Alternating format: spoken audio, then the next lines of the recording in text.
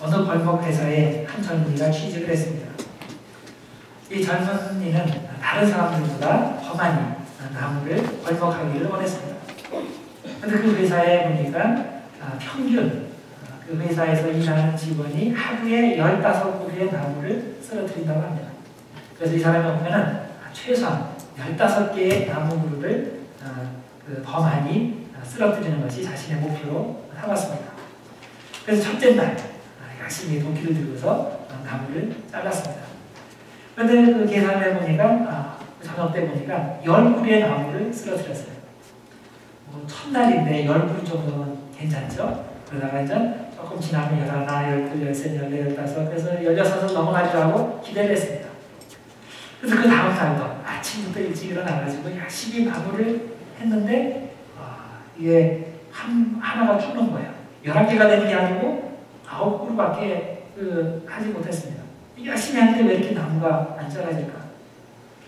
내가 좀 힘을 덜 해서 그렇구나. 그래서 그 다음날은 더 열심히 나무를 도끼질을 했어요. 그런데 이게 또 8그루가 되는 거야. 왜 그럴까?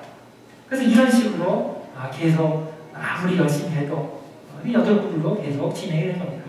그래서 이런 식으로 2주가 지난 다음에 아무래도 내가 무언가 문제가 있다. 문제가 있어서 이제 고참한테 한번 물어봐야겠다. 그래서 머리가 희끗희끗한 고참을 찾아가서 물어봤습니다.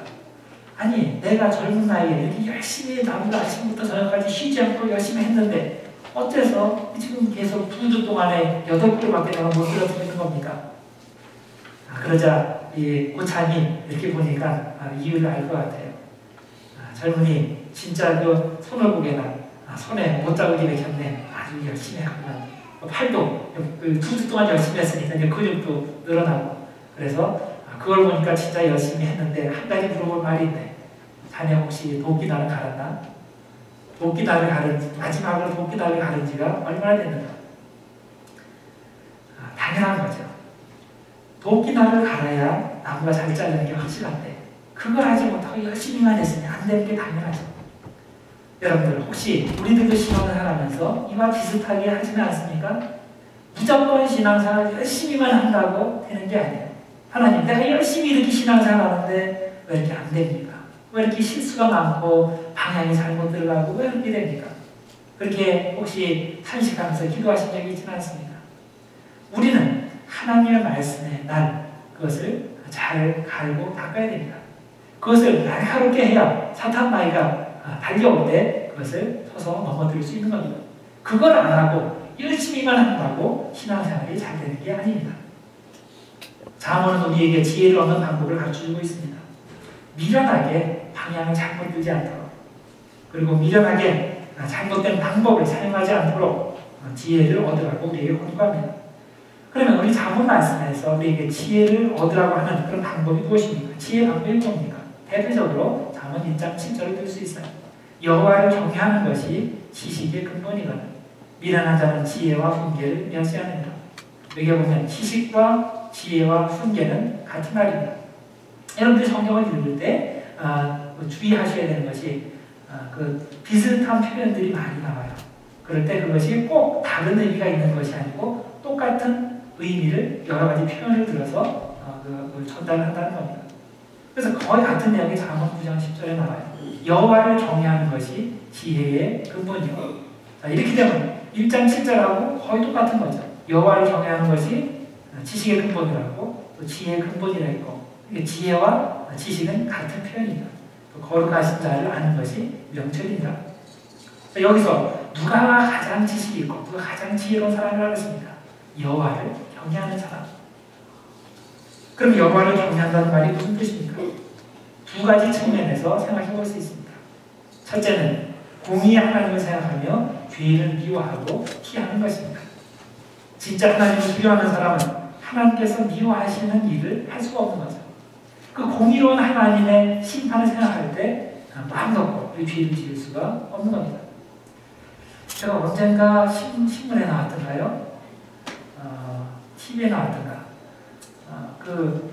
TV에 나온 거 같아요.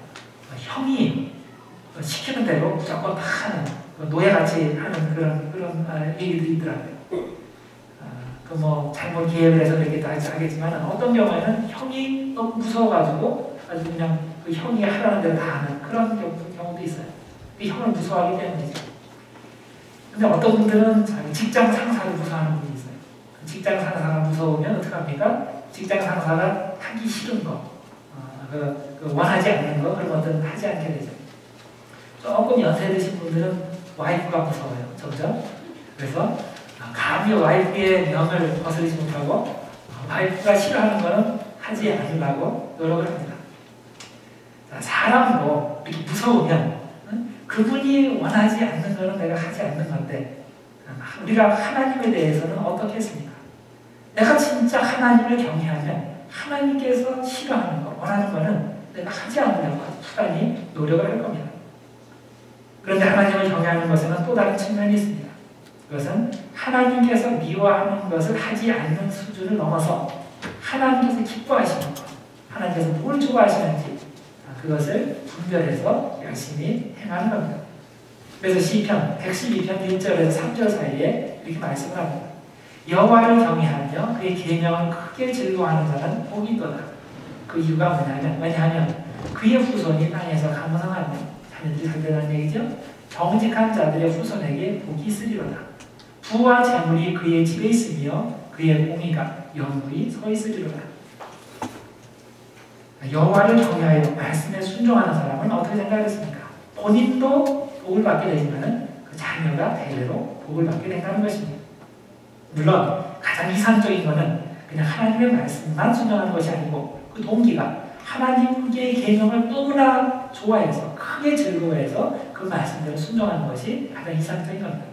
그런데 그 정도가 아니더라도 하나님을 두려워하여 경외하여 그 말씀에 순종하기만 하면 하나님께서 자손의 복도 주시고 재물의 복도 주시고 그리고 하나님의 의가 넘쳐나는 삶의 복도 주신다는 것입니다. 어느 주일날 저녁에 두 사람이 도박장으로 갔습니다. 평소에 도박장을 많이 드나들던 사람이라 그날 밤도 둘이서 계획을 해서 오늘은 여기 도박장에 가야 되겠다 해서 도박장으로 들어갑니다. 그런데 도박장 그 바로 옆에 조그만 교회가 하나 있었습니다. 그래서 이 두 사람이 이렇게 도박장으로 들어가다가 그 중에 한 사람이 이렇게 우연히 고개를 돌려서 보니까 거기에 교회 그 사인판이 있는 거예요. 거기에 그 설교 제목이 있는데 그 설교 제목이 뭐냐면 죄의 삭슨 사망이다. 그런 설교 제목이 있는 거예요. 그래서 그 설교 제목을 딱 이 눈으로 딱 봤을 때 마음에 좀 뭉찔하는 것이 있었습니다. 양심에 가책이 되는 거죠. 죄의식이 생긴 거예요. 하나님을 두려워하는 그런 마음이 생긴 겁니다. 그래서 좀 그런 마음에 도박장에 가면 좀 도박이 잘 안 될 것 같아서 친구 보고 오늘은 좀 쉬자. 그래서 오늘은 함께 여기 교회에 들어가는 게 어떠냐 이렇게 얘기를 했어요. 그러니까 그 같이 가는 친구는 무슨 소리야 여기까지 왔는데 여기를 안 들어가고 그 옆으로 새는 게 말이 되냐. 나는 갈 테니까 너 마음대로 해. 그래서 둘이서 갈라졌어요. 한 사람은 도박장으로 들어가고 한 사람은 교회 그 주일날 저녁 예배로 들어갔습니다. 그 저녁 예배로 들어간 이 청년은 그날 밤에 하나님의 은혜를 많이 받았어요.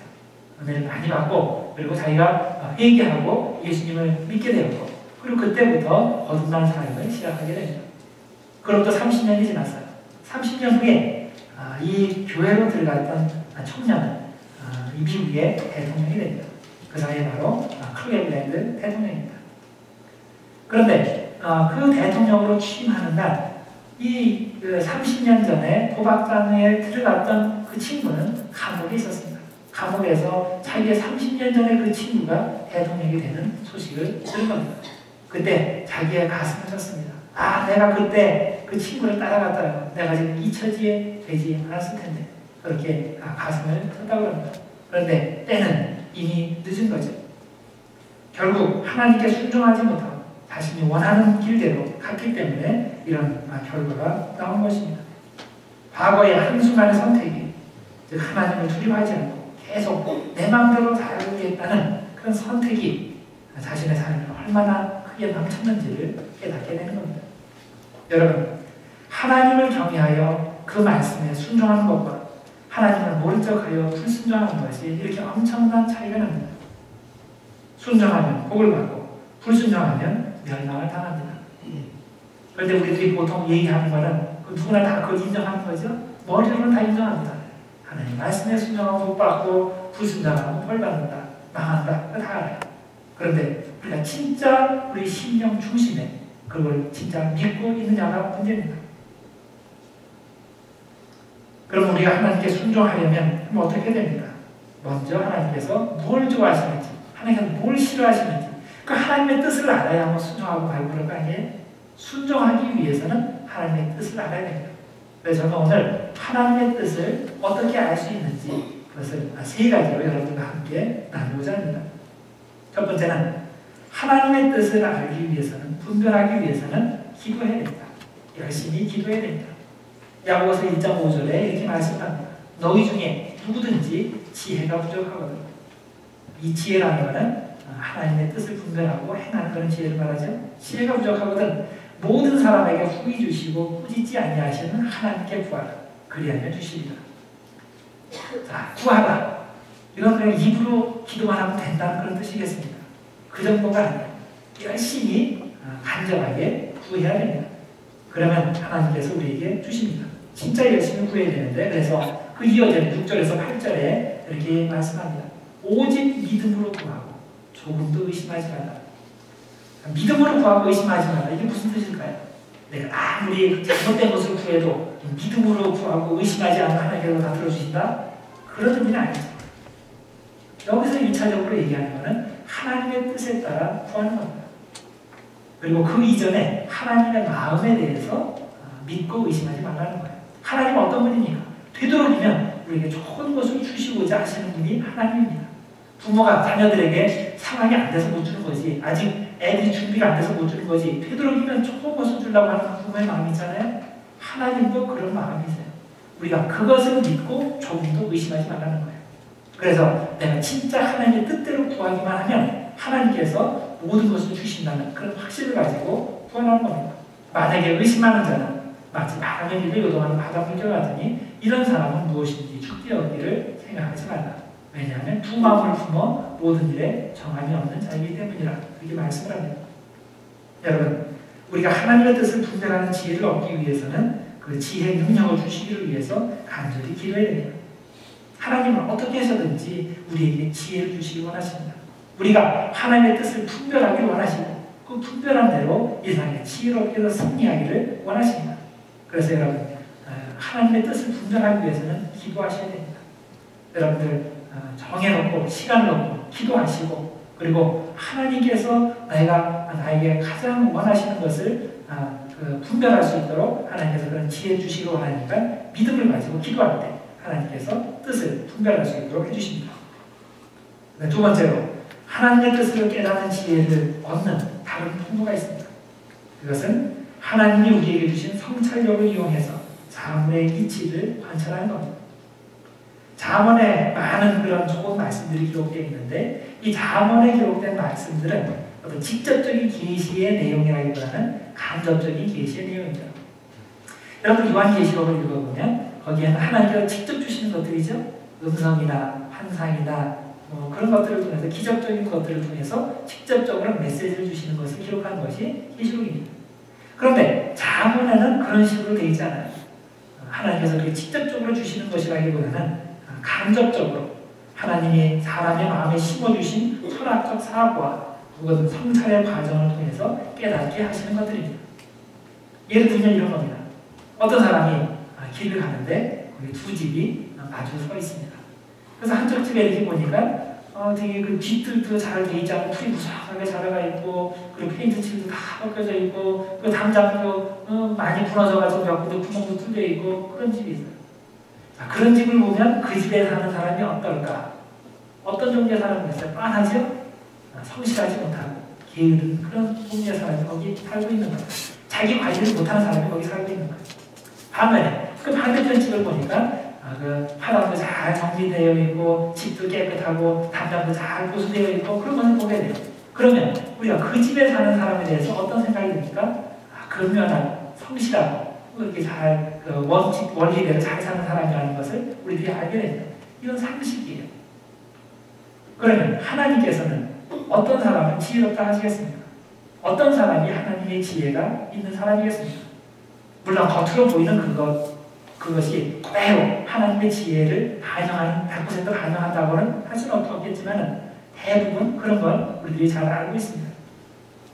사물의 이치를 잘 성찰해보면 하나님의 뜻이 어디에 있는지 누가 하나님의 뜻대로 사는지가 나오는 겁니다. 그래서 사문 24장 30절 이하에 이렇게 결론을 짓습니다. 내가 게으른 자의 밭과 지혜 없는 자의 포도원을 지나며 본즉 가시던 꿀이 그 전부에 퍼졌으며 그 지면이 거친 풀로 덮였고 돌담이 무너져 있기로 내가 보고 생각이 깊었고 내가 보고 훈계를 받았노라. 그런 상황을 보고서 깊이 생각하고 하나님 주시는 교훈을 받았다는 겁니다. 어떤 교훈이냐면 네가 좀 더 자자, 좀 더 졸자, 손을 모으고 좀 더 누워있자 하니 네 빈궁의 강도가 치우며 네 곤핍이 분사같이 되리라. 그래서 우리가 하나님의 뜻을 분별하기 위해서는 그냥 닥치는 대로 아무 생각 없이 살지 말고 생각하며 살아야 됩니다. 또 그 정반대로 극단으로 가서 그저 열심히 기도해서 직통 계시를 받는 것에만 집착을 하면 그것도 안 되죠. 그걸 하지 말고 하나님께서 이미 우리에게 심어주신 통찰력을 잘 활용해야 됩니다. 하나님께서는 우리에게 생각할 수 있는 능력을 주셨습니다. 이성의 능력을 잘 사용하면 하나님의 뜻을 분별할 수 있습니다. 그런데 이런 방법을 통해 지혜를 얻는 것에는 한계가 있습니다. 왜냐하면 우리 인간의 경험이 아무리 순수하더라도 한계가 있기 때문이죠. 불완전합니다. 또 똑같은 경험을 해도 어떤 사람은 깨닫지만 어떤 사람은 아무것도 깨닫지 못합니다. 그러면 이런 제한된 인간의 경험을 통해서 지혜를 얻는 방법보다 더 확실한 방법이 무엇이겠습니까? 바로 하나님의 말씀을 통해서입니다. 하나님의 말씀을 통해 하나님의 뜻을 깨닫게 됩니다. 자, 하나님의 말씀, 성경, 이것이 무엇입니까? 세상에서 가장 지혜로우신 분이 어떻게 하시는지 그것을 기록한 책이 성경입니다. 아니, 더 나아가서 온 세상을 주관하시는 그 하나님의 지혜가 담긴 책이 성경입니다. 그래서 우리가 성경을 깨달으면 세상에서 가장 지혜로운 사람이 되는 것입니다. 여러분들 신앙생활 30년, 40년, 50년 했어도 성경 한 번 제대로 읽지 못하고 그 성경 공부 하나 제대로 하지 못하고 성경에 관심이 없는 사람, 그 당연히 하나님의 뜻을 알 수가 없습니다. 하나님의 뜻을 알지 못하면 당연히 엉뚱하게 행동할 수밖에 없는 것입니다. 신앙적으로 하산하게 되는 경우들이 많이 있습니다. 그렇지만 티네이저일지라도 어릴 때부터 하나님의 말씀을 계속 읽고 그 말씀을 묵상하며 그 하나님의 뜻을 분별하는 아이가 있다면 그 아이가 지금 60, 70, 80 되신 보다 훨씬 더 지혜로운 것이고 하나님의 뜻대로 사는 것입니다. 그래서 우리들이 하나님의 말씀에 귀를 기울여야 됩니다. 예상외로 많은 사람들이 이 사실을 모르고 있습니다. 심지어 교회에 나오시는 분들 중에서도 성경을 통해 가장 확실한 삶의 지혜를 얻는다는 사실을 깨닫지 못해서 성경 말씀을 듣고 공부하는 것을 게으리 하시는 분들이 많이 있습니다. 여러분들, 사회에서 성공하기 위해서는 어떻게 됩니까? 뭐니 해도 노하우를 알아야 돼. 시크릿을 알아야 돼. 그래서 세상적으로 성공한 사람들에게 가서 그것을 묻습니다. 그런데 성경에서 말씀하는 건 뭡니까? 그게 하나님의 뜻이 아닐 수 있다는 겁니다. 우리가 진짜 하나님의 지혜를 얻기 위해서는 성경 말씀대로 해야 됩니다. 여러분들 혹시 이렇게 생각하지 않습니까? 성경 말씀에서 말씀하는 지혜는 교회 생활에서만 적용이 잘 되는 거고 이 세상 생활에서는 이게 적용이 안 돼. 그러니까 나는 세상적으로 성공하기 위해서 세상에서 성공한 사람들의 지혜를 얻어야 돼. 혹시 이렇게 생각하고 있지는 않습니까? 아니, 기독교들에서 생각하면 좀 하니까 생각은 그렇게 하지는 않고 아니면 모른 척하고 그런 식으로 양쪽으로 생각하고 있습니다. 어떻게 보면 우리 주변에는 하나님의 말씀이 너무나 쉽게 널려 있습니다. 너무나 넘쳐 있습니다. 그래서 그 중요성을 모르고 있는 듯합니다. 현재 북한이나 기독교가 금지된 회교국들에 있는 기독교인들 한번 생각해 보시기 바랍니다. 성경책 자체가 없어요. 또 성경책을 드러내놓고 그 말씀대로 어떻게 행할 수가 없고 그것을 어떻게 읽을 수가 없습니다. 그런 경우에 그곳에 있는 기독교인들은 그래서 성경을 읽을 기회만 있으면 읽는 정도가 아니고 통째로 외우게 됩니다. 그러나 우리는 어떻습니까? 성경 말씀을 너무나 흔하게 접하기 때문에 상대적으로 그 가치를 인식하지 못하는 경우가 많이 있는 겁니다. 오늘 잠언 1장 20절에서 22절에 나오는 내용이 바로 이런 상황을 뒷배경을 하고 있습니다. 지혜가 얼마나 사람들 많이 모인 곳에서 외치느냐고 보세요. 하나님이 지혜의 모습으로 의인화되어서 설명되는 건데, 지혜가 길거리에서 부르며 광장에서 소리를 높이며 시끄러운 길목에서 소리를 지르며 성문 어귀와 성중에서 그 소리를 바라에 이르되, 너희 어리석은 사람들아 어리석음을 좋아하며 거만한 자들은 거만을 기뻐하며 미련한 자들은 지식을 미워하는데 어느 때까지 그렇게 계속 하겠느냐. 아주 안타까워서 지혜가 지금 사람들 많은 곳에서 외치고 있는 겁니다. 개 중에 이렇게 얘기할 사람들도 있을 거예요. 나는 지혜를 얻고 싶었는데 기회가 없어서 지혜를 못 얻었습니다. 나는 하나님의 말씀을 읽고 하나님의 뜻을 분별하기 원했는데 기회가 없었습니다. 이런 얘기할 수 있는 사람이 하나도 없도록 하나님께서는 이렇게 길거리에서 외치고 광장에서 소리치고 이렇게 하신다는 겁니다. 사실 그렇지 않습니까? 우리 주변에 하나님의 말씀, 지혜의 말씀이 아주 가까이에서 외치고 있지 않습니까? 손만 뻗으면 쉽게 지혜를 얻을 수 있습니다. 그런데 우리가 왜 지혜를 얻지 못합니까? 관심이 없기 때문이에요. 아무리 좋은 것이 옆에 있어도 관심이 없으면 그러면 그것을 얻을 수가 없는 것과 마찬가지입니다. 그 지혜를 발견하지 못하기 때문이에요. 여러분, 아이들한테 다이아몬드를 주면 그게 누군지 압니까? 몰라요. 그냥 다이아몬드를 그냥 돌처럼 여깁니다. 모르니까. 관심이 없으니까. 근데 어른들한테 다이아몬드를 주면 그거는 굉장한 거예요. 가치를 알기 때문에 딴 거 다 버리고 다이아몬드를 취하려고 할 겁니다. 가치를 알 때 그런 일이 벌어집니다. 하나님의 지혜도 마찬가지예요. 그 생명을 살리는 그 지혜 말씀이 옆에 있는데도 그 가치를 모르고 관심이 없으면 그것을 얻을 수가 없습니다. 그렇지만 이 하나님의 말씀을 가치를 알게 되면 그럼 다른 거 다 포기해서라도 그 말씀을 선택하게 되는 겁니다. 여러분들 자신을 한번 생각해 보시기 바랍니다. 나는 진짜 하나님의 말씀에 관심이 있는가? 나는 진짜 하나님의 뜻에 관심이 있는가? 한번 생각해 보시기 바랍니다. 그저 교회 왔다 갔다 하는 그런 수준입니까? 아니면 내가 진짜 하나님의 뜻을 분별해서 하나님의 뜻대로 살고자 하는 그런 열망이 있습니까? 그 열망이 있을 때 하나님의 말씀으로 깊이 들어갈 수 있는 것입니다. 오늘 말씀에 보면 지혜가 쉽게 사람들의 눈에 띄고 접근이 용이하게 하기 위해서 가장 잘 보이는 곳에 서 있는 모습처럼 하나님의 말씀도 우리 주변에서 우리가 쉽게 접할 수 있는 곳과 방법에 다 널려 있습니다. 우리가 원하기만 하면, 우리가 하나님의 말씀으로 지혜롭게 되기를 원하기만 하면 우리 주변에 그렇게 지혜를 얻을 수 있는 방법들이 너무나 많이 있습니다. 예를 들어서 매주 주일과 목요일날 우리 교회에서 성경 공부반들을 개설하고 있습니다. 수요일 밤에 성경 강해도 있고 또 금요 속회도 있고 또 하나님의 말씀을 매일 읽고 묵상하고 생활에 적용하도록 돕는 큐티 반들도 있습니다. 특별히 여러분들의 말씀 사역을 돕기 위해서 이번 주 금요일과 토요일에 하나님의 말씀을 읽고 적용하는 방법을 훈련하는 그런 큐티 집회를 계획하고 있습니다.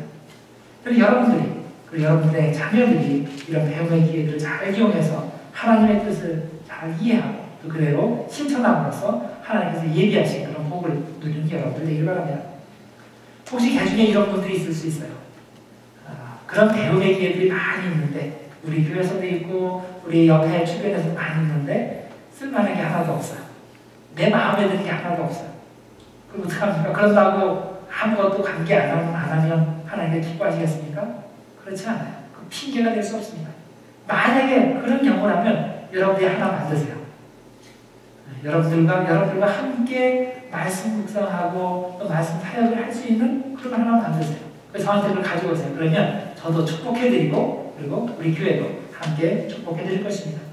결국 중요한 것은 우리가 하나님의 말씀을 통해서 지혜를 얻고 그 지혜를 가지고서 이 세상에 승리하는 겁니다. 그래서 오늘 지혜의 초청에 여러분들 귀를 기울이시기 바랍니다. 가능하면 최선을 다해서 기회가 있을 때마다 하나님의 말씀을 배우시기 바랍니다. 그리고 말씀을 배우신 대로 잘 실천함으로써 하나님께서 약속하신 그런 자손의 복, 물질의 복, 또 현세의 복, 내세의 복을 함께 누리시는 여러분들 되기 바랍니다. 하나님의 지혜를 받아서 하나님의 뜻을 분별하고 그러므로 말미암아 여러분들의 삶이 하나님의 예비하신 복으로 충만한 그런 삶이 되기를 주님의 이름으로 축원드립니다. 기도하겠습니다. 하나님 아버지 감사합니다. 오늘도 생명의 말씀으로 우리를 먹이심을 감사드립니다. 주님, 우리가 주님을 아는 데서 매일매일 자라가길 원합니다. 초보적인 수준에 만족하지 않고 장성한 분량을까지 자라가서 주님 마음을 이해하고 주님의 뜻대로 사는 지혜로운 자녀들이 되길 원합니다. 주님의 말씀을 사모하는 마음을 주시고 주님의 말씀대로 사는 혈단력을 허락하여 주시옵소서. 예수님의 이름으로 기도드렸나이다. 아멘.